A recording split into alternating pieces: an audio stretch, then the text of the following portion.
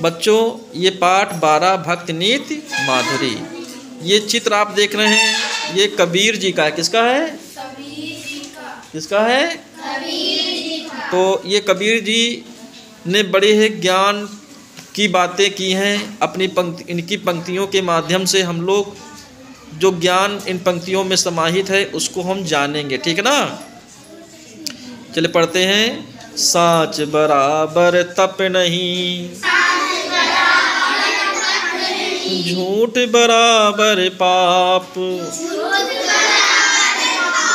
जाके हृदय साँच है, ताके हृदय आप। कबीर दास जी कहते हैं कि सच्चाई के समान कोई तप नहीं है और झूठ के बराबर कोई पाप नहीं। अर्थात झूठ बोलने के बराबर, झूठ बोलने के समान कोई पाप नहीं है। जाके हृदय साँच है। कबीर दास जी कहते हैं जिसके हृदय में सच्चाई है, ताके हृदय आप, ताके माने उसी के हृदय में आप निवास करते हैं। अर्थात उसी के हृदय में आप ईश्वर निवास करते हैं। फिर देखो अगली पंक्तियां हैं। वृक्ष कबहु नहीं फल भखे, नदी न संचय नीर, वृक्ष कबहु नहीं फल भखे, नदी न संचय नीर, परमारथ के कारणे, साधुन धरा शरीर। कबीर दास जी कहते हैं कि वृक्ष मतलब पेड़ अपने फल स्वयं नहीं खाता है। भखे मतलब खाता है। वृक्ष जो होता है, पेड़ होता है, वो अपने फल स्वयं नहीं खाता है। खाता है क्या? नहीं खाता है। नदी न संचय नीर, और जो नदी होती है वो पानी को, नीर माने होता है जल, जल को एकत्रित करके नहीं रखती है, रोक करके नहीं रखती है।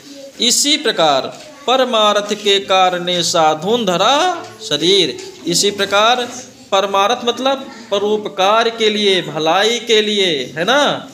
इसी प्रकार जो सज्जन लोग होते हैं, साधुन मतलब सज्जन लोग, दूसरों की भलाई के लिए मनुष्य का जन्म लेते हैं। शरीर धारण करने मतलब है मनुष्य का जन्म लेते हैं। चलिए अगली पंक्तियाँ देखिए। जहाँ ज्ञान तह धर्म है, जहाँ झूठ तह पाप,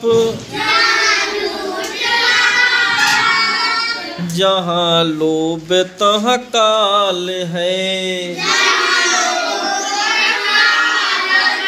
जहाँ क्षमा तह आप। कबीर दास जी कहते हैं जहाँ ज्ञान है वहाँ धर्म है, जहाँ ज्ञान है तहाँ धर्म है, और जहाँ झूठ है वहाँ पर पाप है। और कहते हैं जहाँ पर लोभ है, लोभ मतलब लालच, जहाँ पर लालच है, लोभ है, वहाँ पर काल, काल माने मृत्यु है। क्या है? और जहाँ क्षमा, क्षमा माने क्षमा, जहाँ पर क्षमा है वहाँ पर आप हैं। आप मतलब कौन? ईश्वर हैं। जहाँ पर क्षमा होती है, जहाँ पर क्षमा होता है वहीं पर ईश्वर निवास करते हैं।